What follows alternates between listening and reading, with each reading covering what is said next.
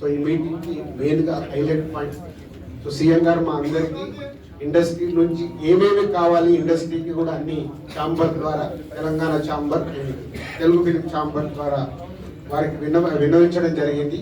ఇక్కడ ఉన్న చిన్న చిన్నవి మాకుండే సమస్యలు ఉంటాయి, షూటింగ్లనో ఈవెంట్స్ అనో ఇలాంటి అవిటికి మాకు, అలాగే డీజీపీ గారిని కూడా కూర్చోబెట్టుకొని సినిమా ఇండస్ట్రీ కావాల్సినవి అన్ని, పోలీస్ సైడ్ నుంచి ఎప్పుడు ఏది కావాలన్నా ఎలాంటి సపోర్ట్ చేయాలి ఏంటి అనేది కూడా చెప్పడం జరిగింది.